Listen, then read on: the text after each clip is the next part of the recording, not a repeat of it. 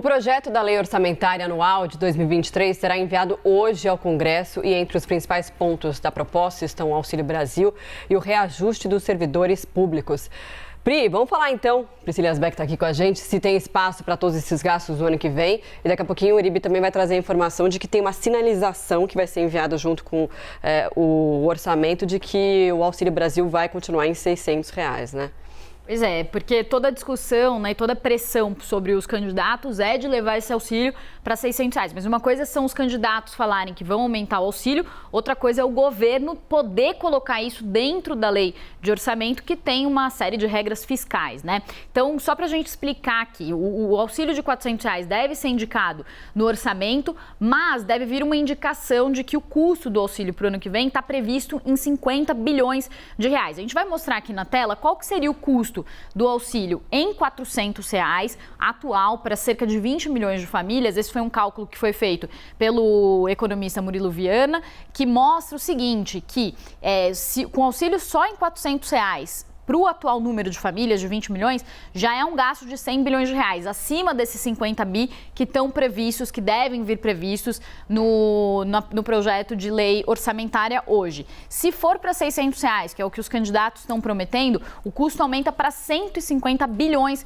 de reais, é um valor ainda maior do que o previsto e hoje, então, não há dinheiro, não há um espaço no teto de gastos, que é aquela regra que impede que as despesas subam acima da inflação, para comportar nem o auxílio de 400, nem o de 600, nem o auxílio de 400 para as atuais famílias, 20 milhões de famílias, que dirá esse auxílio de 600. Então, esse é um ponto. O presidente Jair Bolsonaro disse ontem que vai usar o dinheiro de privatizações de empresas para conseguir fazer frente a esse valor. Mas aí o Murilo também estava falando que a lei de responsabilidade fiscal impede que o capital que vem de venda de empresas que são privatizadas não pode ser usado para despesas correntes, como é o caso do Auxílio Brasil. Então, essa é uma questão.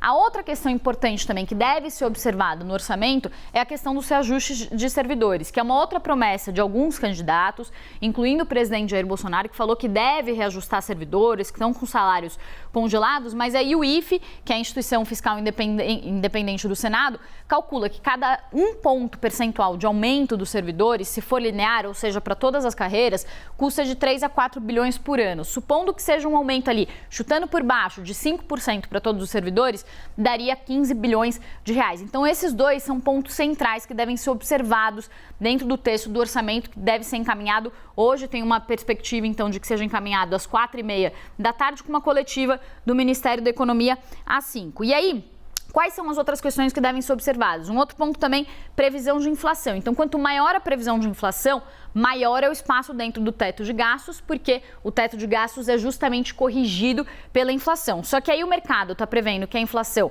desse ano vai ficar em 6,7% e o Ministério da Economia em 7,2%. Então, o Ministério da Economia está fazendo uma previsão maior de inflação para esse ano, que deve trazer uma previsão maior de teto de gastos para o ano que vem. Só que depois esse dado, ele se corrige com o dado que sair da inflação e isso pode gerar um espaço menor ainda para o ano que vem. Então, esse é um outro ponto aí que dificulta o cumprimento do orçamento para o ano que vem. E aí, queria só finalizar aqui falando também de um outro número que foi apontado pelo IBRE, pela instituição brasileira, pelo Instituto da FGV, né, que faz cálculos econômicos, super respeitado aqui no nosso mercado, e que eles falam o seguinte, que para o ano que vem, com as principais medidas econômicas previstas por vários candidatos, como auxílio de 600, reajuste de tabela do imposto de renda, desoneração de impostos, há um risco fiscal para o ano que vem de 430 bilhões de reais. Esses 430 bilhões de reais, eles dizem nesse estudo que são basicamente é impossível com as regras fiscais atuais cumprir esse aumento de gastos, esse aumento de risco fiscal para o ano que vem. Então, o que eles falam é que a solução seria fazer um waiver fiscal, que seria uma licença temporária para sair das regras fiscais temporariamente, tentar ajustar os gastos, porque seja qual for o candidato, para o ano que vem vai ter que enfrentar essa conta muito alta. O problema é que candidatos podem dizer que vão aumentar gastos sem justificar como, né? Por enquanto, pelo menos. Já o governo não pode fazer isso, dentro de um projeto de lei do orçamento. Esse estudo, inclusive, dos 430 bi, que você viu em primeira mão aqui no Live CNN Brasil, com a Thaís Herédia, que trouxe esse levantamento.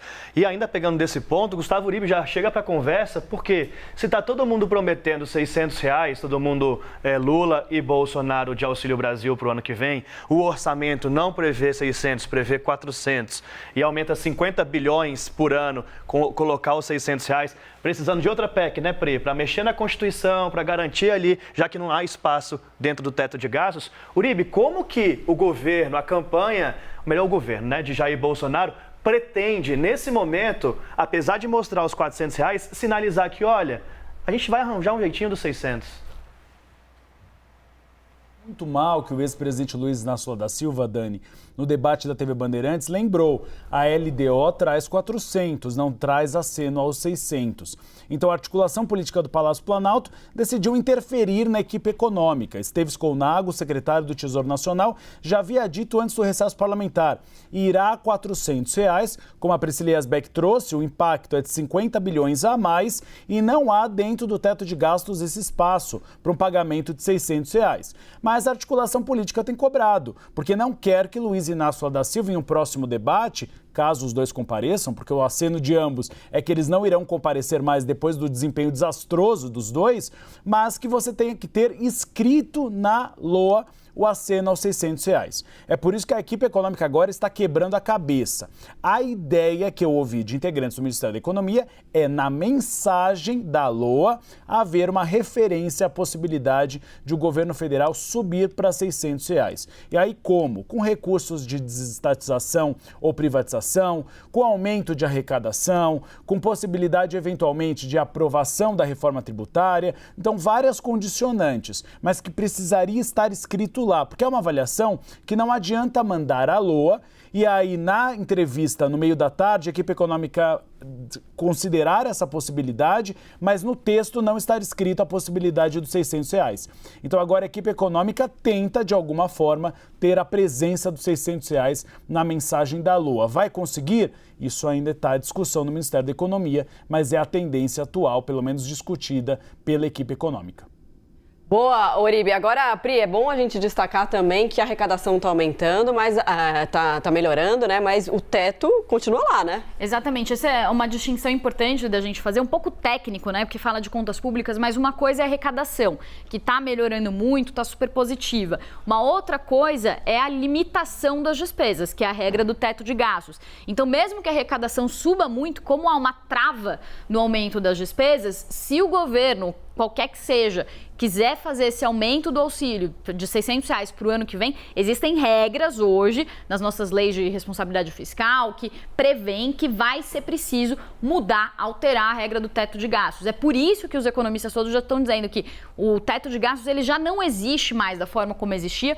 Para o ano que vem há uma discussão sobre como que isso vai ficar, e aí o que alguns economistas muito respeitados, que nem do IBRE, estão propondo é que justamente seja feita uma licença temporária para arrumar as coisas. Eles até falam uma frase que eu achei curiosa, eles falam que é uma licença temporária das regras fiscais para organizar o orçamento até haver uma discussão mais madura. Então é como se eles falassem, não há discussão madura sobre isso nesse momento, vamos ter uma licença aí para a gente discutir isso de uma forma mais madura posteriormente. Tipo, vamos dar um tempo, né, nesse namoro, dar uma reorganizada. Vamos dar um tempo no teto de gastos, né? Isso é verdade. Ó, o teto de gastos a gente vai ter que dar um tempo aqui, porque a gente vai ter que discutir isso depois. Uribe, você citou no debate que eles citaram a LDO, mas foi você que antecipou essa informação dos R$400 aqui no Live CNN e depois a Renata Agostinho, semana passada, confirmou que vai estar no orçamento os R$400. Então, não foi no debate não, tá, bonitão?